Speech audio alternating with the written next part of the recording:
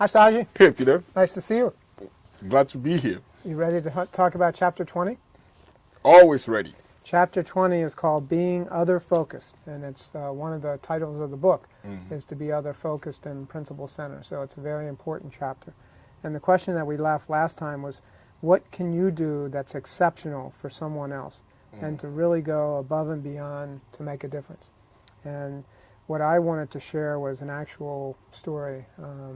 I got invited to go to Hawaii October 14th of this year to compete in the World Championships Ironman competition. And I have invited my son-in-law, Sean, to go. And he's going to join me on the entire trip. And he loves to cook, and he will make all of the meals for us while we're over there, which keeps us from going out to restaurants, and it allows us to eat healthy food, and something that he really enjoys doing.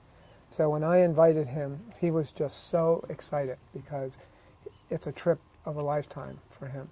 Wow. So he was excited also because he loves coffee, and Kona is a great stop for coffee. And he also loves to swim, bike, and run. And I'm over there for the triathlon, and he's going to be able to swim and bike and run every single day for 7 days straight.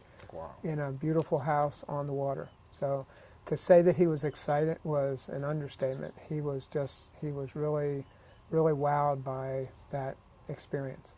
So I think that's a really neat example of doing something exceptional for someone. That's very true. The takeaway is to listen with understanding and caring for opportunities to wow others, to make a difference by being different. And I really like that also. And one of my favorite sayings is to figure out what everyone else does and do the opposite.